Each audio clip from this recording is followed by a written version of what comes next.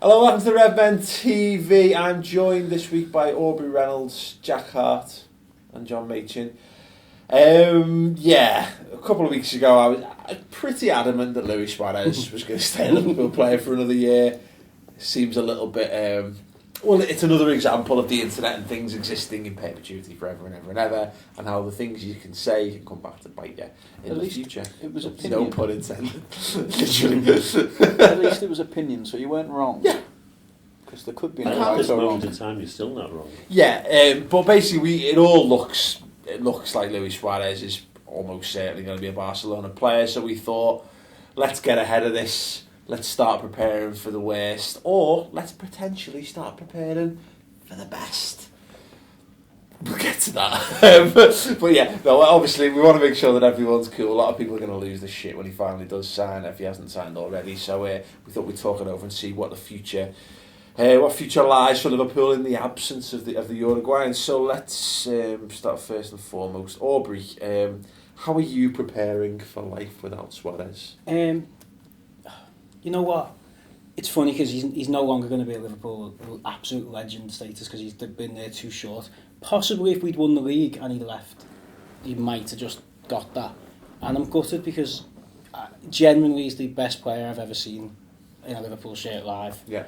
When we weren't very good under Dalglish, when we were alright under Rodgers, and last year when we were incredible, he was still light years ahead of everybody else on the pitch, no matter who you were playing. And I hope with distance, he's kind of leaving in a really horrible way, and I thought he might have been a way that he could have left kind of nicely, possibly maybe, never that's being naive, but he's leaving in a really shitty way. But with distance, I can look back and go, fucking hell, I watched one of the fucking best players ever, and we got 3 years out of him, we got a golden season out of him. Yeah. My motto's always been, he's a cunt, but he's our cunt. Yeah. He's a cunt. Presumably, this is just your motto in relation to Luis Suarez. Yeah. Oh, yeah, just in just how I read my life. No, but my motto with him's always He been has that monogram on on the back of my card. Yeah, it's always he was a cunt because he was, but he was our cunt, so we kind of defended him and saw what he did for us, and now he's going to be their cunt, and I'll probably hate him when he's doing his cuntish antics, and Barcelona are fucking winning every Champions League with that front three for the next few years. That's the worst part of it, isn't it? Because I think, because someone tweeted me the picture of the Suarez shirt being sold in the Barcelona shop, blah, blah, blah. And I was like, it's actually a nice shirt, and I would probably buy that shirt, like, you know what I mean, just because it's a nice shirt. But I will continue to enjoy watching Luis Suarez until the inevitable happens that we get drawn in the same group as Barcelona in the Champions League, because you know it's gonna happen. There'll be no quarter ass on giving you when it comes to Luis Suarez. He will do exactly what he's done for us this whole time, and he'll be horrible, and you'll have no choice but to dislike him. But it's also what we've loved him for, so it's a really horrible position to be in, isn't it?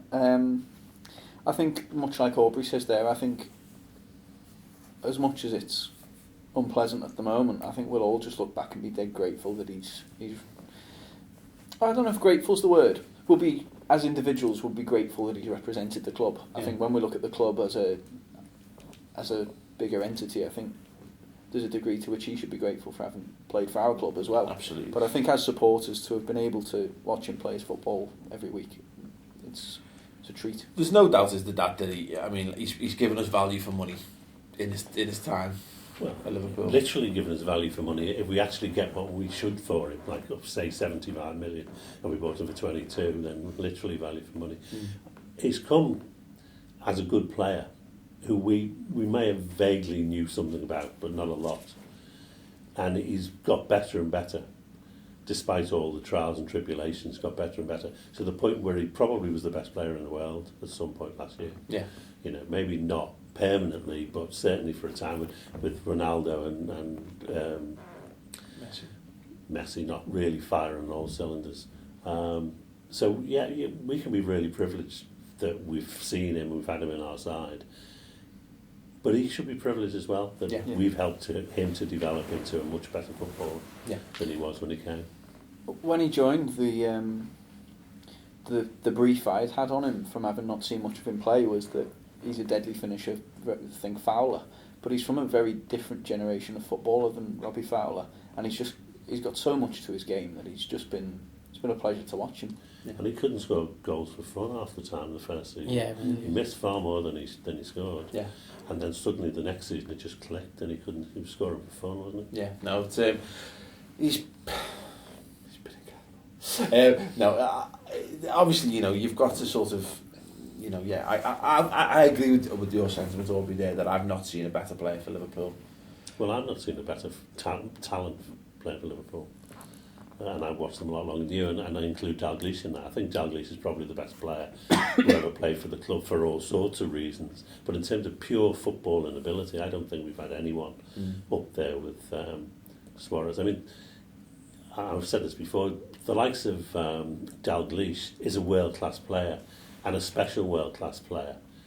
But there's a level above that. Yeah. And that's the Pelés and Maradonas, Messis of the world. Di Stefano, who died. And Suarez. Recently, Suarez, I think, could go into that, like you say, that stratosphere of being at that very, very, very top level of just and that's ridiculous. why, despite biting and all the rest of the paraphernalia, that Barcelona still won it.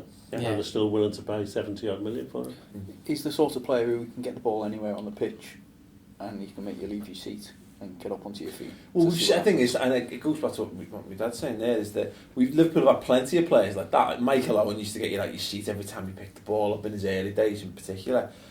Suarez was just a different... And later ones. Yeah, for totally different reasons. Like, you're on the bench! But with Suarez, like I say, he made me I've never laughed out loud at a football match more than I have at the stuff Luis Suarez did. You know what I mean? Just audacious in a way I've never known possible. Nutmegging people. That flick around the player against Fulham, like the last season, and it didn't lead to a goal. Probably didn't even lead to a chance. But you just look at it. I've watched it on a Vine about 40 times, and I still don't know what he's done. It comes to him, then he does a bit of black magic, and then he's away, and you go, "How the fuck did you bend your leg that way?" It just doesn't. And we always talk about it back when we had him as ours. You'd be lucky if you saw Megs once a season from a Liverpool player, 4 times a game. Yeah, there's literally like a supercut on YouTube somewhere of every Megs he's ever done, and it's like 50 minutes long. Yeah, probably. I'm speculating. Like it would be if it existed. But no, I think obviously we've been preparing for this now. It's mad because it's sort of come out of the blue, relatively speaking. I think it's one of those things. I think when we look back over things, reports and bits and pieces, you can piece things together, can't you? And I think it was a great point made by, again, another friend of the show, Jay Riley, said something like, when Ian Ayre was over in Barcelona at the end of the season, we all thought it was because he was going over to buy a Barcelona player, whereas it looks like he's been over there having starting the conversations about Suarez, which is disappointing. And apparently there's now they're saying Suarez, I don't even know what paper it was in, Suarez said to Brendan Rodgers at the end of the season that he wanted to move on, and then when you see him crying, then you go back and he's crying against Palace, and you think he wanted to leave with the league. That's it. He didn't want to leave Liverpool without the league. He was still making noises then about how he was happy where he was and all that. So at that point, I thought he would stay. Yeah, I was genuinely convinced. He was saying he wanted to, and blah blah blah. And I hate the fact that he's away. He's gone away, and then it starts. Yeah. It's coming out that apparently it was as early as November. Well, actually, this is what I was going to come on to. The contract. The Independent picked up on this. I think a lot of the newspapers. It's bollocks. Apparently, it's completely made up. It's been sort of in fact, I'll see if I can find it. Because the report, if you haven't seen this, that apparently Oscar Tabarez, the Uruguay coach, revealed that Suarez told him back in like December or whatever, November, December, that they had an agreement. Agreements had been made with Barcelona as early as then, and then Suarez, when he had Liverpool looking to renege on it, it was a distraught, yada yada yada. Basically, in the wonderful so distraught, he then signed a contract for 5 years worth $200,000 a week. Yeah, which is why it's bollocks. Like there's a guy, and this is if you follow at LB Celeste on Twitter, I don't actually know who she is per se, but she always seems to be spot on when it comes to anything to do with the Uruguayan news and Suarez and all that. But someone actually apparently printed an apology saying it was a lie. The original source of the quotes were in Spanish, and someone I have as a friend on Facebook posted the quotes. When I woke up early this morning, I found the quote I had translated. Were all over the web, and I simply couldn't live with myself being the main source of these lies. List of major websites have used my quotes: The Independent, the IB Times, NBC Sports. Disappointed in myself. Honestly, posted the quotes in good faith. They were true and accurate. I apologise to everyone. I promise I'll never post anything on here again. Regards, Pablo. So there you go, bollocks. Like, but the Spanish language equivalent. yeah. But the funny thing about that is that in some ways it actually made me feel strangely better about it, knowing that, because it didn't. At the minute now, it feels very reactionary. You know what I mean? It feels like the bite thing's basically been is like been a contributing factor to Liverpool looking to get rid. Whereas if I thought I could rationalise it to myself. I'm not so sure that's the case. The fact that Liverpool have said nothing at all about the bite, they totally ignored the fact that it's happened. The World Cup might not have happened for all you'd know from Liverpool. They've just gone and they've said to Barcelona, we're willing to sell. How much are you going to pay? I think the bites cost us about 25 million quid. That's the only thing the bites done. I think he was going whether it was from November, whether it was from last summer, and he was like, "Fuck, we didn't have to deal that. We didn't have the contract we thought we had." Well, this is the thing for me is that I again, if you think that if you consider there was a deal in place or whatever, I think back to like Mascherano, and you think to when Ronaldo left Man United.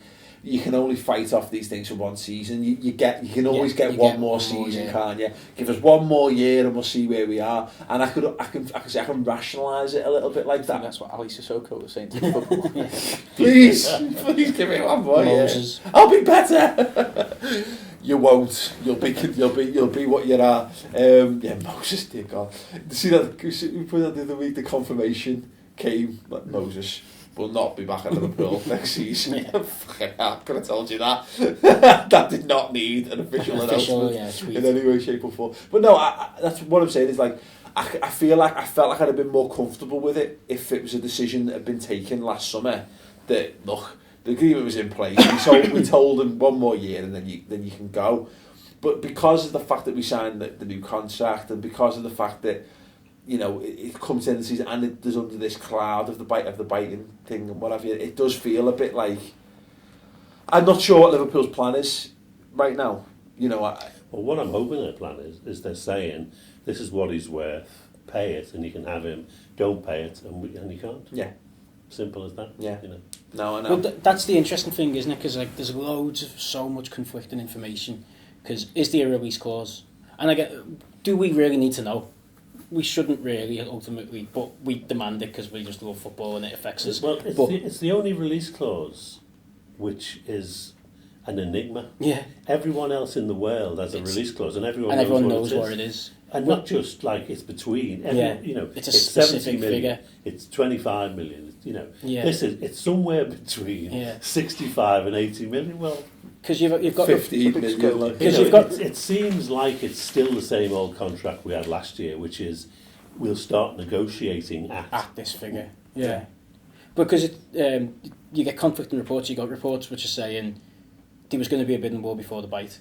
But if there's a release clause, there's no such thing as a bidding war because the release clause, you just hit the release clause. Yeah. So it was whatever. So even if Real Madrid hadn't walked away or PSG or whatever, if it was an £80 million release clause, we were only ever going to get 80 million. So unless it's that negotiation type of clause, would they have fell for that twice?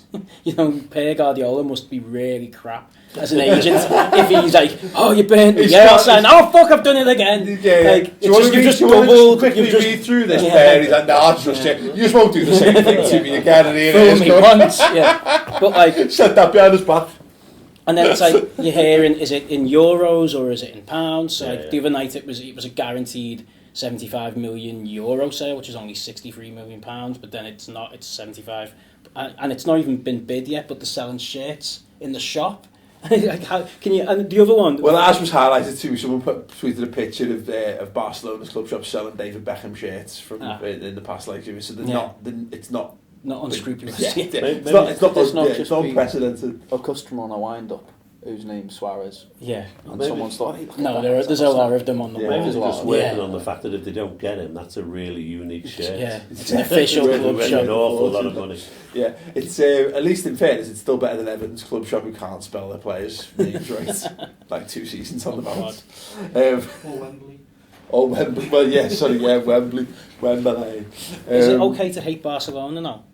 Like, Yeah, I've hated them for ages. They bore me to tears. yeah, because I used to like them, and then the fact that the whole Neymar thing didn't really affect me. But you're like, I like the idea of a club owned by the fans. You know, the ethos. Mess. They play and they play great football, and you know they're better than Real Madrid, who are And they're funded by the anti-fascist. king. And then you're like, now they fucked over the Neymar thing. They give us that. Like, they should have been banned from buying anyone.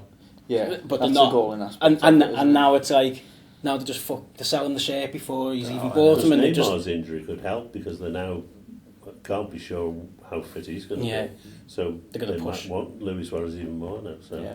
that's another 2 million. The good thing about this is, the good thing about this, because like I said, we've said this many times on the show, that like the narrative is that Ian is useless at his job, but he's actually not. He's actually pretty good at his job from everything I've heard. Like, and we've become a lot tougher in the transfer market, and people seem to think that Ian is just going to go down there and have some, have a few cocktails and sign Sangria. off on whatever. Like, yeah, have a couple of jugs of sangria and a sit down. Like, whereas I fully expect us to get the best that's possible out of that deal. But apparently it's Sanchez that's holding it up, isn't it? yeah. We haven't spoke to But him that yet. was the thing again. This all might break as it's all ongoing, isn't it? You know what I mean? So there could be a case of by the time we're done, we will know conclusively. Wasn't But, Sanchez or his rep supposed to be in London today? Yeah. Obviously. So. but even so, why Sanchez? Why is it? Surely a phone call would have found out whether Yeah, he he wants was it, interested or yeah. not. Send him a tweet. You know what I No, mean? apparently he's going to be talking to Arsenal today as well, isn't he? So Ben Smith from the BBC said Liverpool had all but given up trying to sign Sanchez. That's fair enough. The reports were always that Sanchez preferred Arsenal, didn't he, or maybe even Juventus. I don't. It's something I will come on to. In fact, you know what? Let's just fucking do it now. My fear over this transfer window to a certain extent with that is that selling Suarez puts us in that difficult position. Now you're Alexis Sanchez, and you're going, oh, Liverpool want me or Arsenal want me. Well, Liverpool are selling their best player to the club that I'm going to be leaving, so I'm not going to be playing with Luis Suarez. So, who's the law for Alexis Sanchez at Liverpool? Yeah. Because it's not Steven Gerrard anymore, is it? You know what I mean? You're not building you're not going to play the next 5 years next to Steven Gerrard. Daniel Sturridge, but is it Daniel Sturridge? Does he want to? Is Daniel Sturridge a name there? Raheem Sterling, Coutinho, It's, not yet. That's the. It's Rodgers, isn't it? Yeah. The star. But again, and it's his belief. No, but that's you take Suarez factor out. All the others are all still in that coming up. This is how we play. I will get you in. You will get so many chances. You will become a god. Yeah. And I will make. And that's the pitch he has to do. No, listen. And if he doesn't buy it, he doesn't buy it. Absolutely, but when just you join when Juventus, please. But when don't go to Arsenal. Well, exactly. But when you compare us next to Arsenal, in that instance, they've got the same to offer us. Although they could go out of the Champions League in the qualifying round, the third qualifying round or whatever. But they've got a manager's got a better pedigree. regular Champions League football, we've got 1 year in the last 5. Yeah, absolutely. So I can sort of see that on Sanchez. I'm And disappointed. also, you could looking in from outside, you could think, well, that could be their flash in the pan season. And with Luis Suarez gone, Yeah, they might never definitely. do it again. Yeah. From our perspective, though, I feel quite relaxed about that. I feel like from the inside perspective, we can see that good things are going on, and so we've every reason to have confidence about our situation. We've not got the big names in the squad, but I don't get the feeling that we're punching above our weight in terms of the performances we've been putting in. But Suarez was such a huge part of that, and if you don't replace that, he's in that stratosphere. The question is, how do you replace him? You can't replace him with another world-class talent that good. No. So do you do what Dalglish did himself when he came out of the side? He brought in 3 players basically. Barnes, to replace- Beasley, Aldridge. Yeah, he brought them in. Or, do you go looking for the best possible forward you can? Because teams are never successful, usually they're not, unless they've got a top-class striker. Yeah. And if you haven't got one, your chances of winning the Premiership are much less. Well, that's my worry about how we're going to spend the money, and it's doing the Spurs thing of buying loads of players to finally fix our squad, and then you can only play 11 on the pitch. And how many times did Suarez win us a match? Yeah. And how many times did he? And the points were on the board because ultimately 31 goals. Where are they coming from? Yeah. Well, he said he scored or assisted 43% of all our goals. So you're replacing ridiculous, isn't it? But yeah, you're totally right on that, because that's the Spurs thing, isn't it? Is that you look at it from Liverpool, and I know there's plenty of Liverpool fans out there, and I don't disagree with the logic per se, because there's an argument that we need 2 centre halves, we need 2 full backs, we probably need another midfielder in somewhere or about. Do we maybe need another? And we need another centre forward, say. You know, and I think there's a case to be made that maybe another goalkeeper as well. That's a lot of players. Yeah. See, if you weren't getting 75 million for Suarez, then that's a problem you can't solve this window. So but the point is, are you should better we off sticking with your plan, which is maybe to replace some of them, or bring in some to cover them? But should we be looking to solve it? Because I think the argument when you got the money is it moves Liverpool on. You can basically skip 2 transfer windows, because you don't have to wait until next summer, because you've only got so much money per window to spend. That basically says the money we've got there is basically January's money and next summer's money all in one go now, and yet we're still going to have January's money and that money. So rather than wait till next year to fill out the rest of the positions in the squad on this like gradual building process, fuck it, let's just do it now. But as we've seen with Spurs, can't afford to change too much too soon. We saw it in 2002 with Liverpool as well. Houllier threw the baby out with the bathwater and decided to rebuild, when really what he needed to do was consolidate first and then move on. And I wasn't fearful of that at all this summer until now. I didn't think that was ever going to be a problem. I thought we'd add 1 or 2 really good players to the side, and then we'll see where it takes us. Whereas that's the big fear I have now. And what a horrible fear to have, that we go out and build our squad over the summer. We brought in 3 players already. Normally you would say, I don't think we'd be buying anyone else now. We brought 3. And we'd always say, we still need a left back at least. Yeah. You know, and that's true. But we may well go and buy a left back, or maybe even 2. Yeah. Left backs and a centre back. We haven't sold anyone yet. No. And excluding the Suarez thing, so there's going to be movement there. Yeah. I don't like this. There seems to be a Twitter thing going on as well. People are really bored because the World Cup took the 3 matches a day away and then you give us 1. But it's that thing of, we would have had a budget anyway. We finished 2nd in the league. We got a fucking shit ton of money from the TV rights. The BT Champions League money's coming next year. It's the most important year to finish in the Champions League, because you get the BT Champions League money next year. You've got to consolidate the fact that we finished 4th. Everyone come to the end of the season was saying, FSG are going to back us. Liverpool, we always have a certain transfer budget. Let's say Suarez wasn't going anywhere. We would have still gone out and bought 4 or 5 players, and we still would have sold 3 or 4. I think the 3 transfers we've already done would have happened, and you're probably looking at 1 or 2 more. A left back and a Lovren, probably. And then we'd have all been going. Imagine if we were sitting here before the first game of the season and that was it. We'd go, fucking hell. Okay, maybe there's still some players in the squad. I'm not really sure Johnson and Flanagan, but we can carry them. We can get through it. Now I'm like, fuck, okay. So are they going to try and just spend the Suarez money and not the extra money that they would have had? Because there's no point in spending that much money. Are we going to buy 10 players and not know who we are? And when I personally think, all right, try and go back to what your plan was. 5 players, and get as good a player as you can in the Suarez position with the money you've got. Yeah. I think basically from my perspective, you've got a whole. It's a catch-22 situation, because if we don't spend the money and there's still an issue with the squad, everyone will go, FSG haven't backed them. He hasn't been given the money to spend. Whereas we were saying this bit, I don't want us to spend the money. If we haven't got I think if we haven't got someone to spend it on, we should just keep it. If you're not going to buy Sanchez, who are you going to buy in that position? There's no good just spending the money willy-nilly. You buy 3 more midfield players in the hope that they will somehow compensate. They're talking about Markovic, they're talking about Shaqiri, they're talking about every winger. Markovic is practically done. Yeah. That's a done deal now. So, do you then need Shaqiri? Do you then need another winger?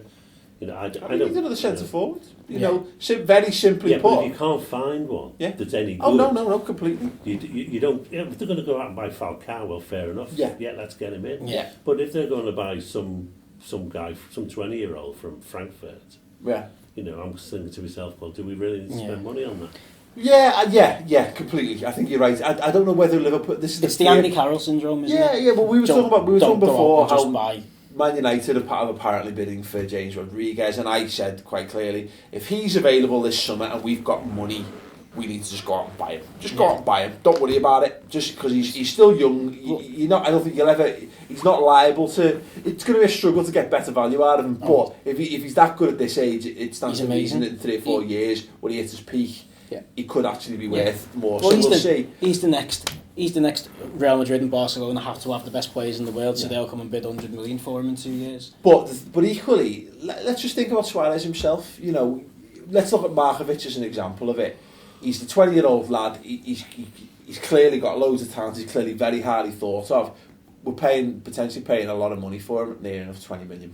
Good experience so far as well. Yeah, good experience for his age. He's played in the Champions League. He's played in the Europa League. He's been playing for 3 years, so he's. Yeah, but the thing is, you know, you'd like to hope that he will be the next in the Suarez mould, that he will make that step up, and in 3 years' time he's being linked with £60 million moves to whatever, that kind of thing. The worry with going out and spending big on a player, because the obvious answer, Falcao is the perfect example of that. Because if you're going to go and fill a hole in your squad to make you feel better, go and buy Falcao. I will feel instantly better about not having Suarez if we've got Falcao coming in for him. And we've seen Liverpool do that time and time again over the years. We've seen, you know, you say though when Dalglish went, I mean, Keegan leaves, Dalglish comes in, Dalglish goes, okay, he did it in a bit more of a spread around way. Fowler went, devastated, never been more devastated. Anelka comes in, albeit short term, but at the time, seeing Anelka in that number 9 shirt made me feel so much more relaxed about it, because you knew you had a good player. And even, Andy Carroll was a 9 for 9 in the Torres situation, but we had Suarez off the back of the Torres. We need to have someone the other thing in there to fill our hearts. We've been playing basically with two up front all last season because of Suarez and Sturridge. Without Suarez, I don't see us ever playing with 2 up front. I mean, why would you ever these days play with 2 up front? Yeah. Unless you add Suarez and Sturridge. We had to accommodate Suarez and Sturridge. So we've got Sturridge up front. Why do we need another? Because if Daniel he's not Sturridge gets injured, we're fucked. Because he's Dan Kennett, friend of the show, said statistically he's going to miss 15 games next year. You're not going to buy Falcao on the basis that he's going to wait till Sturridge is injured. No. But true enough. But the other one is, it's not necessarily a striker. I think there's going to be some big players moving this summer. Like Pogba is getting talked about. Now, would we have ever been in a position to buy Pogba if we weren't selling Suarez? No. Chelsea, PSG have got him. We can. I'd like to see us go, all right then, throw our hat in the ring and actually, you know, and that's why I'm a little bit gutted that if they'd have known as long as it's coming out, Costa's already moved, Fabregas has already moved. You know, there's big name players who've already gone that we weren't even involved in. Costa's the one for me, right? Because if we were linked with him last year. Why didn't we get him this year? And that's what says to me that either, you know, in the let's put a positive spin on it, best case scenario, we've something else in mind, or worst case scenario, as I said, the Suarez decision to finally sell Suarez has been a reactionary thing, and we're not got an idea in place. That's my major concern. But you're looking at Fabregas and Costa have already gone. And it looks like Pogba, Vidal, Reus is going to move. Yeah. They're all big, amazing players. Not necessarily the same as Suarez and not in the same position, but players who are going to be great for the next 5-6 years, guaranteed. A little bit more maturity than the 20-year-olds we're buying in midfield. Well, this is it. I mean, look at our attacking talent potentially. Look, Daniel Sturridge. But he's still the best actual centre forward in the league last season. Top scorer who played in the league last year. I mean, obviously, but again, and then you've still got Sterling, you've still got Coutinho, you've got Lallana in there coming in, and potentially Markovic as well. But like you say, Coutinho 21, 22, Sterling's going to be 20. Markovic is just 20. Lallana, is like 26. Spending a lot of money on Origi. He's 19. He's going to be on loan for a year. We've got the cash, haven't we? I mean, if this move goes ahead, we've got But the money to spend. what you've not got is a player there who's coming in and you like this is his season. He's going to jump. No, I don't think there's anyone in there who's ready to make that leap into the big time. We've got the prestige and the history as well, but we've not got that competitive base, have we, over the last 4 or 5 years? Which can we even? I mean, last summer, were we posturing over players, or were we? Did we genuinely believe in those That's a bids? really good question, because we don't know, and we probably never will. No. Were we really seriously after Willian? And Costa, Mkhitaryan. Because Tottenham jumped in, and then Chelsea bought him, and we were nowhere. Yeah. So you're never going to be able to And know to me, last summer, I mean, if it was me in the position, it'd be different. But if I'm a footballer, I'm looking at Spurs and thinking, well, yeah, okay, they're probably the better bet last summer. Yeah. So, I mean, Well, we'll talk. I don't want to. Let's keep our powder dry actually on that, because I want to talk about that more. Let's stick more to the sort of Suarez stuff, because we're definitely going to cover this. The differences maybe between last summer and this summer on the transfer roundup. Sorry to cut you off, Jack, because I know you're in full flow. Pull it back. I know it's kind of like you're in midway and you've been told to hold it. Like, you know what I mean? It stings, but you'll be fine. Yeah, I mean, I think, look, from a positive perspective, we've sort of covered it to a certain extent already, but if there's one club that has a good track record for replacing talismans, it's Liverpool, so it shouldn't be. I don't think we necessarily need to fear as much as maybe we kind of are at the minute. Oh, no, come on, it's wounding losing your best player. Who wants to lose their best player? No one. We had a fucking amazing year last year, and I think the one thing you were wrong about is it could be Sterling's year to actually kick on and just be incredible. I thought he played amazing against Italy. Yeah. And by all rights, all the reports coming from the England camp, which England are pretty shit, but there's some decent players there. In training, he was light years ahead of everyone. Yeah. The exponential leaps he's been taking the last few years, he could come into this. Markovic is coming in, who plays on the right, Yeah. which is interesting, because that more or less says Sterling's going to have someone right behind him pushing him, or he's going to be playing central. Yeah, and he could move into that central position, be the 10. Yeah. And you've got the other one is Sturridge, the happiest man in Liverpool, the happiest man who supports Liverpool, or I don't know even you'd say he supports, but he definitely gets paid and plays for them in the world at the moment is Daniel Sturridge, because we're not talking, again, in a world where... It's actually not, it's Ricky Lambert. Oh, okay, well, yeah. Yeah. But he's just on a different sphere. He's been to Glastonbury. Definitely the happiest man in Liverpool. He's been to Glastonbury on the Whippets, hasn't he? He's just completely in a floating around world. But, but Daniel Sturridge, you read body language, they didn't particularly like each other. They always were having a competition. We should be sitting here, eulogising, talking about how amazing Daniel Sturridge is, because he's got 21 goals for us. He was the first player to get 20 goals in the Premier League. For fuck, that other fella got 30. You know what I mean? My only thing with Sturridge, and I'm normally the voice of relentless optimism on this show and in life in general, but my only problem with Sturridge and making Sturridge the main man is that he's still got years to improve yet, and we could yet see him go on to the next steps. My fear with Sturridge is that I think this season just gone is as good as Sturridge gets. I don't know how much better he can be than that, and I hope I'm surprised by him. I genuinely do, and that's not a bad thing, because if he can replicate that for the rest of his Liverpool career, he's going to be a phenomenal centre more forward. Goals next season without Suarez, and I don't think Liverpool will replace Suarez's goals. Certainly not by Sturridge, but I think Sturridge will probably get 4 or 5 more goals heading up towards 30, because he'll be the main striker. Yeah. And because I think he is that good. Yeah. Even within what we've got, we're looking at players. You're talking about Sterling improving and stepping up again, and I think it's almost at the point where we expect that his output will increase an awful lot.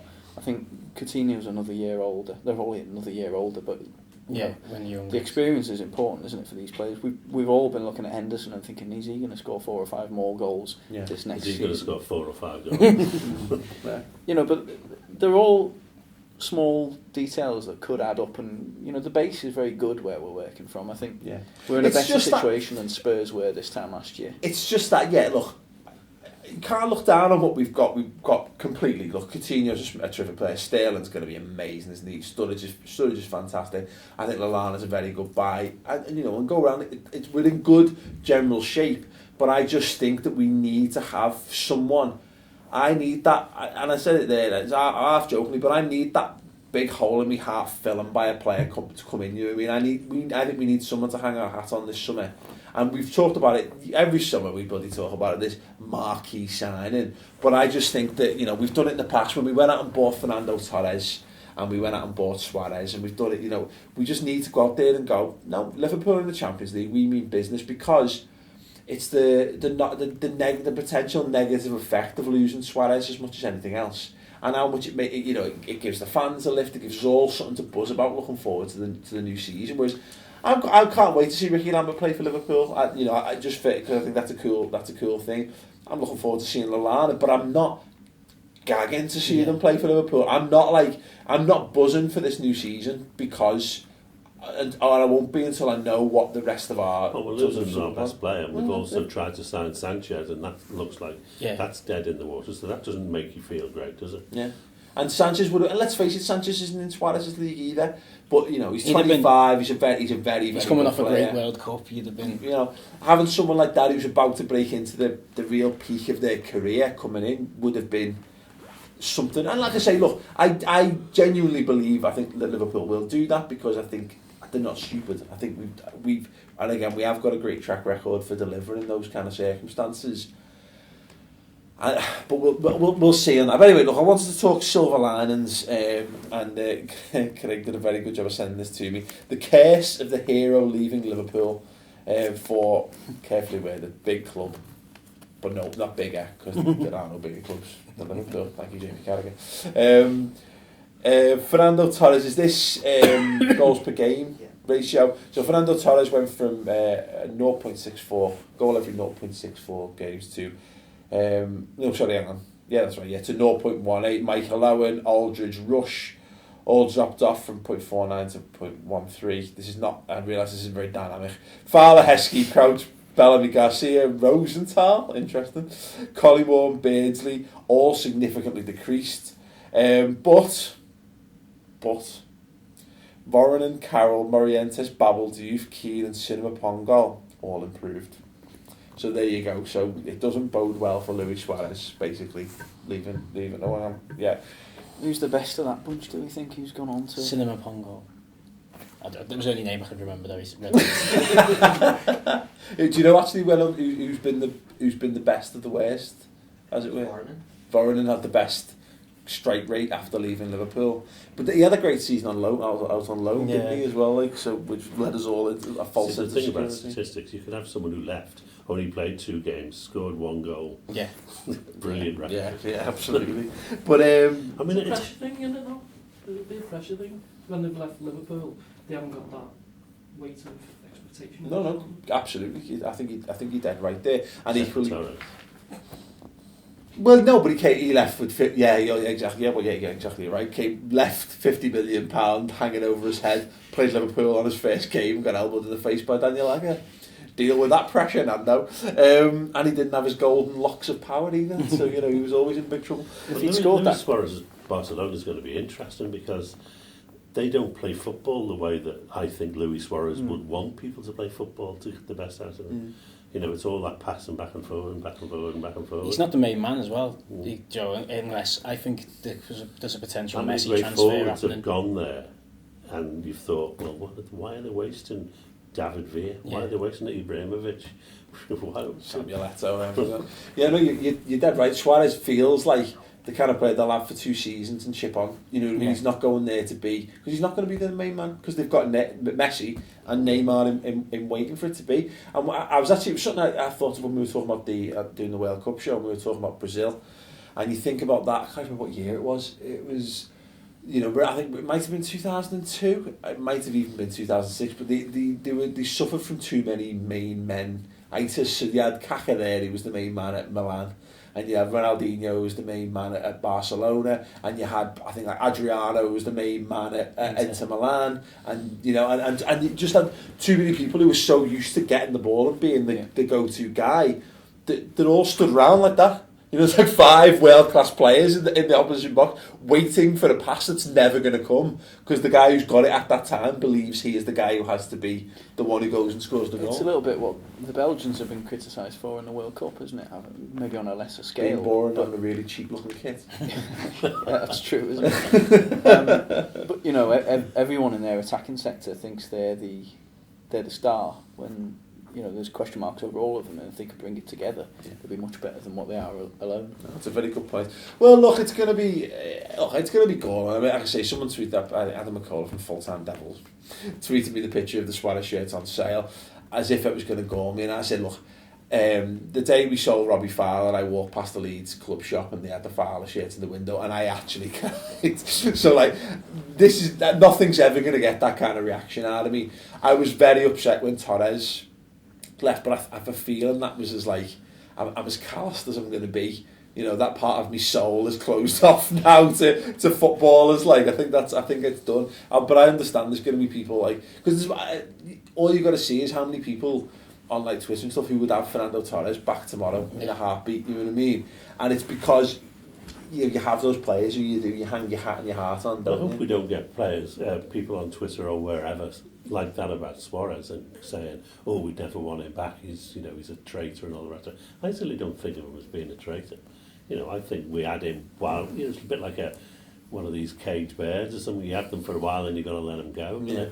I often find that with me best. I would certainly want him back next year if they decided he'd had enough of. He's like, I'm sure there's some really poetic way of saying he's like Quicksilver. You know, no, he's fleeting. It's mercurial, isn't it? You know what I mean? And he's like Buckaroo, basically. You know, we've been a hat that you've carefully placed on the back of Luis Suarez, knowing at some point he was going to kick you free. And we've had a good ride, and he's gone. I will be devastated because, and I won't be devastated really because I can be pragmatic about it until I see him playing for Barca and you see him doing the things and realise that you can't have that level of affection for him anymore. That'll be tough, but like I say, it's hard. I scored 2 against England. I didn't cry my eyes out. I thought it was amazing. But look, in the here and now, it's hard. But you know, let's be fair. A Liverpool team that lines up at the start of the season against Southampton with Sturridge, Sterling, Coutinho, and then the likes of Lallana and potentially Markovic and whatever.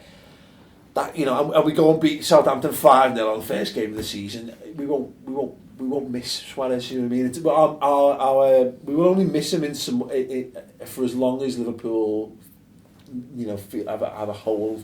A Suarez-shaped hole in the side. Whereas if we're scoring goals and playing well, we're not going to have one of them till October anyway, are we? Well, yeah, that's late October. Yeah, exactly. Yeah. So anyway, if you're struggling, I'm open to more silver linings. So if you've got any, tweet me at the Redmen TV or email interact@theredmentv.com. Hopefully this has made you feel a bit. I realise that it's been quite a downbeat thing, but hopefully we've talked it through. Do you feel better for getting it off your chest? I sort of do. Let's go and sign James Rodriguez and everything could be fine. God. And we got 200 grand a week to spend. Exactly. And that was just when we cleared Jamie Carragher's wages off the bill from last season. Anyway, get in touch with the show, gents. Thanks very much for sitting through that. I hope we've come out the other side. Everything's going to be okay. Still to come this week, we've got the Reds transfer roundup, so we're going to be talking about, as we mentioned them already, Markovic.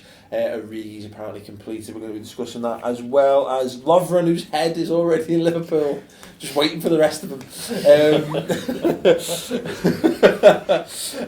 Presumably the postal workers on strike this week as well. Anyway, so do tune in for that. Anyway, thanks for watching and good night.